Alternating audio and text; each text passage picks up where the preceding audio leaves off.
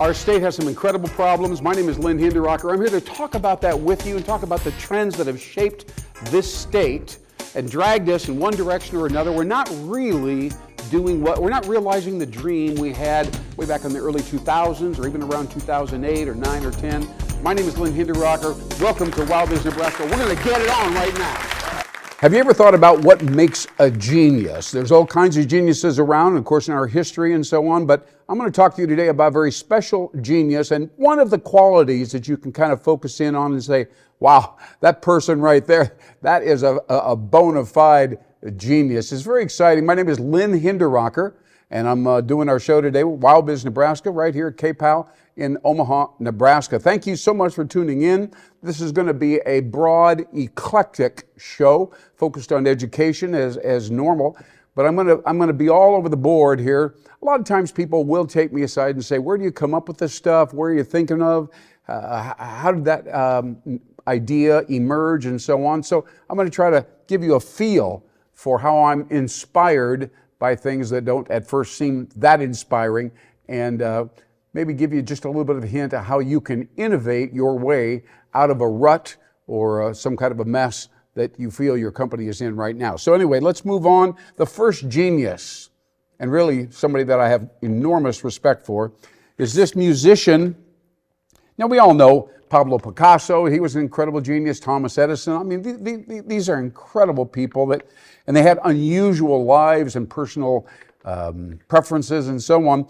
But I'm going to show you right now, this is an incredible jazz musician.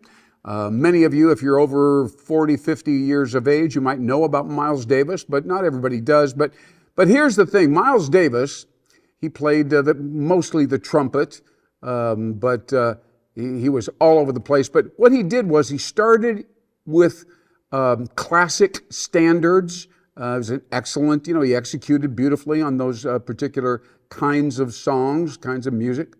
But then, because he was so good, and he made some money off the albums and so on, he moved on and created not one, not two, not 5 more categories of music. Jazz, all of them, but really very different from each other. And it was no problem for him. People say, Miles, don't go away, man. You're already doing over here and it's good and people like it and they're paying. Miles Davis went on and did a new kind of jazz, chapter 2. And that lasted for several years. He enjoyed great popularity. It's a brand new thing. People were enthusing about it, of course. And then once again, same deal. He wandered off and played around and figured something out and became inspired by something else. Started a third chapter, a third way of creating and absorbing and listening to jazz. And then he went on again. And now by this time he was in his 50s and he created another segment, another way to play music that fit into the jazz, chapter or type of music. And went up all the way to 6 different ways. When he was a little bit older, then the music was very, how do I say it, kind of high-tech, spacey music. It wasn't rhythmic per se.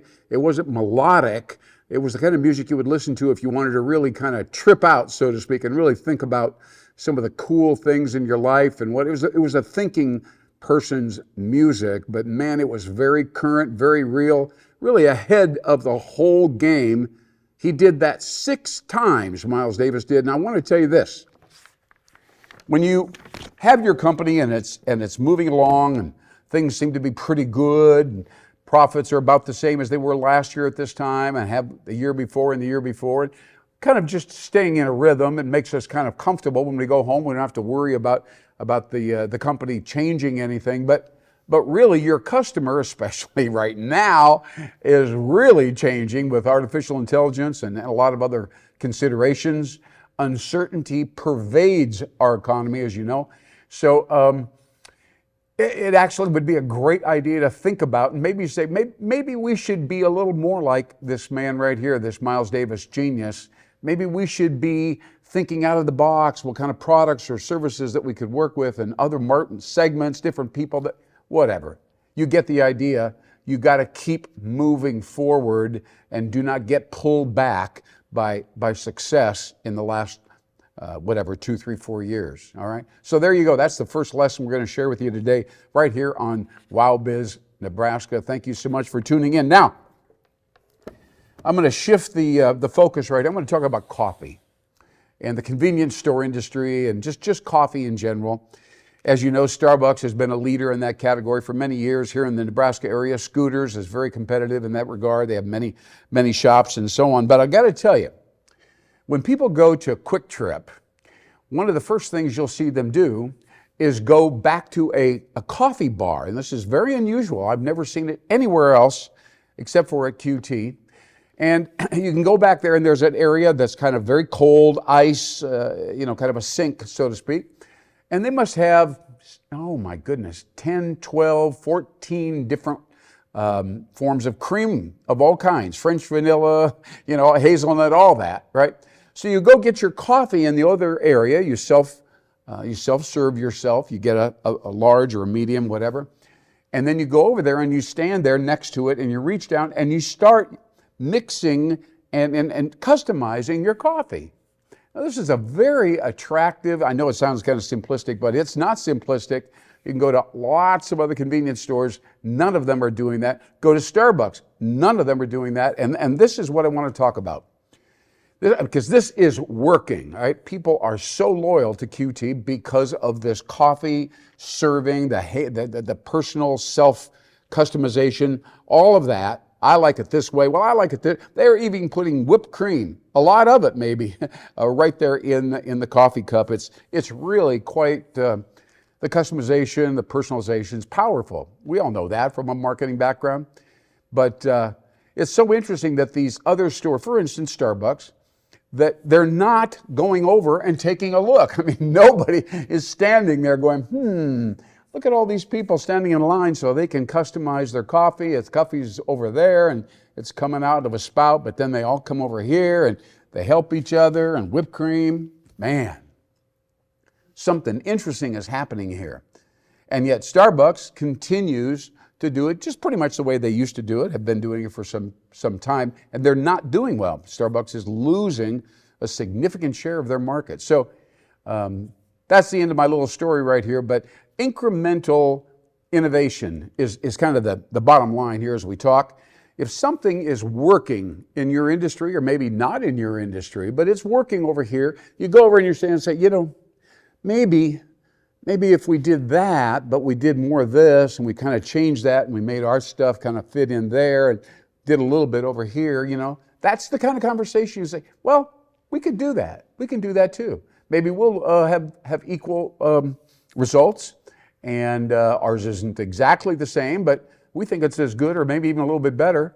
And so that's how people innovate incrementally. Now, that's not necessarily the only way to get it done, but that's the common way, and that's the way people have a tendency to innovate successfully. Now, remember, innovation, I got to ask you all right now. I mean, I've got a nice audience out there. How many of you have launched a new product or service in the last, we'll say, year, maybe even 2 years, huh?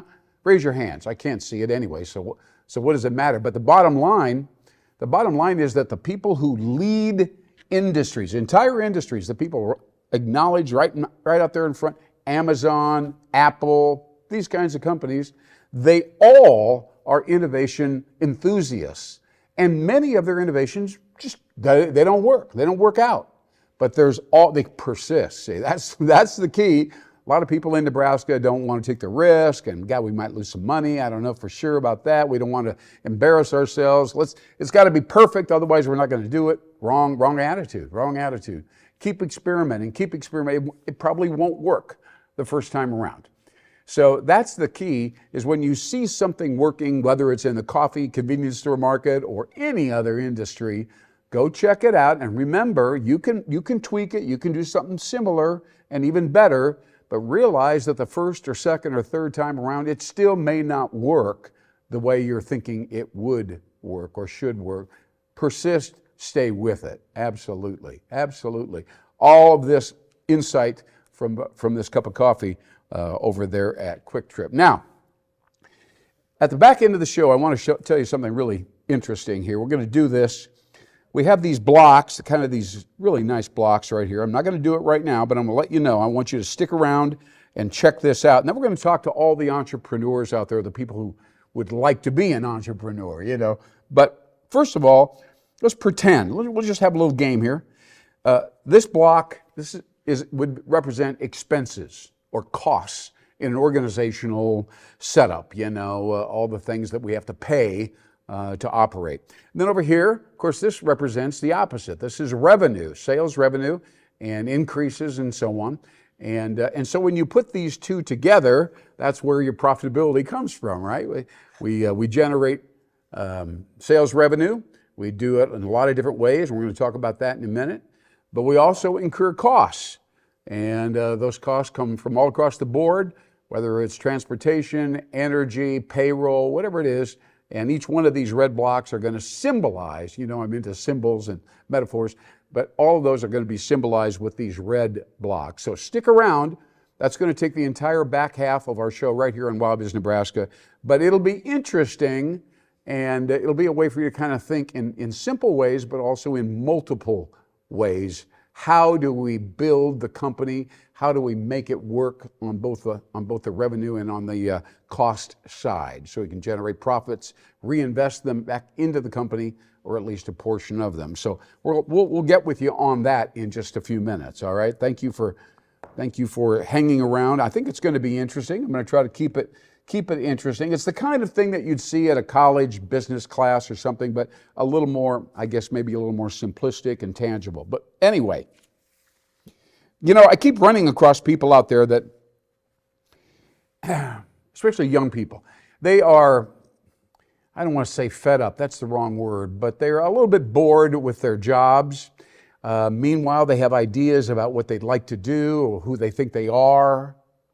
And why can't I run my own company? Why can't I be independent? Why can't I just do my thing? I'll be a freelancer, a contract worker, a temp, whatever it takes, but I want to stay at home. I want to do my work there. And I think I'd be really good if I could just do a little more of this and that, whatever it is. So I'm going to tell you what entrepreneurs look like, or the qualities that Gallup thinks go into being an entrepreneur. And I'm going to read it off this piece of paper here. This is a Gallup report, and I'm going to keep it super short. Obviously, I'm not going to sit here and read for a long period of time. But on this side right here, I'm just going to give you these three things, something that you can think about now with every single one of you, because believe me, before I go further, the corporate world is moving toward this anyway. Permeability, the notion of letting people come into the business, do things, and then they're done, and then they're out of here, and we work with all kinds of different companies and so on. There is a movement towards not tight, keeping everything all to ourselves, and we just do things this way and go away. We don't want to talk to others. That's not how it is anymore in business. It used to be, but that's not how it is anymore. So taking one step further, some of these employees could just be subcontractors, right? We know that. So anyway, here we go. Number one, these are three qualities right here for the time being that define an entrepreneur, somebody who's at home probably and working on some project or whatever that they like. First quality is activation. It's kind of an interesting thing. They have to be an entrepreneur, you have to make things happen. It's really that simple. You got to get up. I'm up at between 5 and 6 every single morning. Sometimes I'm reading inspirational material. Sometimes I'm reading business material. But whatever it is I'm doing, it's all going to eventually kind of flow into the daily activity and priorities. But most importantly, they've got to continually analyze the environment for new opportunities. Now, I just mentioned a couple of them a few minutes ago. I see with the Miles Davis picture, I see with some of these other things that, what if that happened? And what if we could do that? That's an idea. That might happen. Here's an example. I'll give you a quick example. We all know that because of the Trump tariffs, that the costs of new cars are going up. We know that. We've heard it everywhere.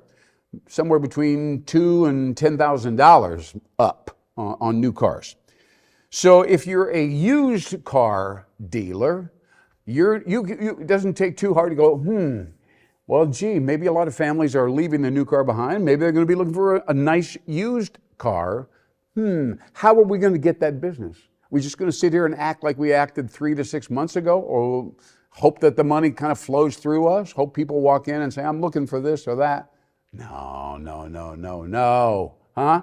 You've got to figure out what we're going to do. Maybe we do some kind of a video. Maybe we change the website. Maybe we do an email blast. Maybe we buy a little radio. What about on LinkedIn? Maybe we should write some kind of an essay about what it's like to have this inventory here. Whatever it is.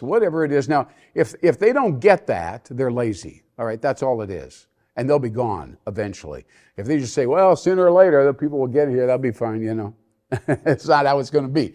So, secondly, relational. Now, we're talking about entrepreneurial skills. You have to be able to create relationships and sometimes be the first person to connect with another person. So you have to be active, make things happen. You have to have a relational mindset. Realize that you work through lots of different people and you try to help every single person you know, try to help them succeed. And then thirdly, you have to be strategic, right? In other words, you have to have some kind of a strategy, a big picture perspective. And I'm going to give you a quick example, and then we'll go into our promo sponsorship. But right now, Gallup has done, of course, international research and so on, and they said because of artificial intelligence now and its pervasiveness and how it's just spreading everywhere, of course, around the world, 35% of all people in the world will tell you that they think that they are doomed. Just listen to that. The word that I used just now, doomed. They think that they are doomed. Now, they may be right, they may be wrong, but I'm telling you what, that fear is pervasive. They think that AI will take their job. They won't have any money. They won't have any food. You know, things don't look good if you look down that particular hole. Anyway, that's just an example. So that's a big picture thing. So if you're in the fear industry or you're offsetting, could be in the security industry. That's an example. But many other ways to prevent fear or try to help people live with their life every day because they feel that they are not doomed. That'd be a great headline. Wouldn't that be a great headline for some company? It says, you are not doomed. A lot of people would read that. So anyway, those are three. I'm going to get more specific with some other qualities for entrepreneurs. But right now, ladies and gentlemen, I do want to tell you a little bit about the company that is sponsoring our show here today. This is a very interesting company, and they're called Supermind. They put on events, and these events are focused on pulling business intelligence, savvy analysis, just really solid, insightful business education, I guess you could say, and blending it with personal growth, transformation. How do I feel less anxiety? How do I go forward with my company without feeling bad or worried or fearful? I might get fired. I'm not good enough. Self-imagery is an issue. So there's all kinds of people out there right now that their company would perform much better if they could resolve these psychological issues that I've just mentioned to you briefly, and there are many more. But when you pull these two together, you pull these two kinds of people that have these issues, and of course everyone has a little of this and a little of that, so I'm not going to overspend that, but the bottom line is when you combine business insight with psychological and philosophical insight, that's where true leadership takes hold. That's where it happens right there. I'll never forget talking with somebody down at the Firehouse Dinner Theater many years ago, very smart guy named Mike Clark, and I told him I was kind of frustrated and a little bit worried about even keeping my job. Things weren't working out. I was working for the theater at that time. And he leaned forward and he said, Lynn, it's okay. You don't have to worry about anything. We have no issues with you at all. We think you're a great representative of the company. In fact, we'd like to call on you more and more and give us your suggestions about the facility and what you think we should do process-wise, even the plays that we put on. He knew that I was insecure about the situation. This is many years ago. And he stepped right into the thing and said, it's cool, it's all right, don't worry about it.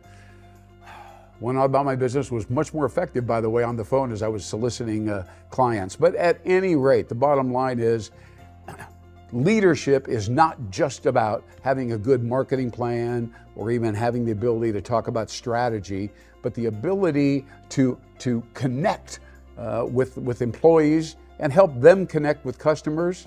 All kinds of personal insights come out, and being very open and confident and so on. So anyway, bottom line is this: that's what Supermind is all about. Supermind is going to be doing their programming in downtown Omaha. June 7th is when they kick it off. They're going to do it every other week, and the same people are expected to come and work with each other, talk to each other, how you been, what have you been working on. A lot of interaction, a lot of cool kind of, I call them games, but at any rate, very, very interesting experience.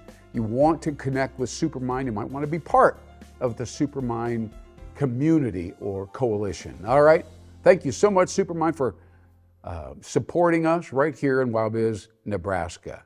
Wonderful, absolutely. I'm Lynn Hinderaker. Thank you for hanging in there with us and learning a little bit about our sponsor, Supermind. But more importantly, let's get on to building an organization, shall we? Quite literally as well as symbolically, all right? And we've got these red blocks, we've got the green blocks, and we've got approximately the same number of them. But just pretend that somebody said, okay, look, unlimited resources, do what you want to do, get our company going, tell us what it looks like, what do we do now? Some of it we have to generate some sales, and we have to pay for some costs, all right? So we start like this. Let's say that we're going to get a sales force going right away. We're going to hire 1 or 2 people, and we've got to make sure that we got our bases covered in their salaries and some of the extra expenses, and maybe some kind of a display or trade show thing so that we can get some sales leads right over, generate some new revenue with our 1 or 2 new salespeople, all right? All right, now we're getting started. Let's buttress that idea, make on the revenue side. Let's hire a little marketing agency, maybe somebody from outside the company, and ask them to give us their idea of what the message should be, pass by some examples of the work that they do and how we can adopt that. And we're going to get going out there. We're going to do messaging and let people know who we are before we call them on the phone and say, hey, by the way, I've got something really great. My name is Lynn, blah, blah, blah. Okay? Now here, we're going to determine whether or not we need an office or if we're going to do this remote, right? So let's say we do invest in a small but kind of cool, hip little office. So that's additional money. Now we're going to put more money here, right here, into staging events. All right. Now they don't directly relate to generating revenue, but you know they're close. All right. And so we go on from there, and we spend some money on insurance. We spend some money on travel. We get some more people so they can travel from outside the city. Now we're going to kick it up and get a much larger office. Now we're going to add some additional people and some new product experimentation. We're going to hire somebody to talk to the customers, find out by this point what do they think. And then right now they're going to do some press releases, some messaging. We're going to get real splashy and tell everybody how great we are after about 2 or 3 years. So here we have the beginning of a company, all the infrastructural stuff, and then all the top line marketing and advertising and sales stuff. That's what a new company would look like right now if you're inclined to be an entrepreneur. That's all right. All right. My name is Lynn Hinderaker. This is WowBiz Nebraska. I thank you so much. Thank you so much. We started out with a genius. We talked about entrepreneurs. I was going to talk to you a little bit about something else, but I think we kind of ran out of time here. I do want to leave you with one final thought right here, and I'm going to kind of fold this piece of paper because I've mentioned innovation, innovation, innovation. And here it is right here. Here's the concept. It says, innovation almost always is not successful the first time out. Persist. I'm very deeply involved in all kinds of innovation with companies, and sometimes they're very skeptical. They're unhappy if they don't hit a home run right off the bat. That's not how the game goes, ladies and gentlemen. Absolutely. You got to stick with it and form all kinds of new variations on the theme. We've already talked about incremental and exponential innovation. So I think we've covered our bases here today. I'm Lynn Hinderaker. I appreciate you checking us out. We'll talk to you again very soon. That will be show 132 or 3, something like that. Thanks again. We'll talk to you soon. Bye-bye.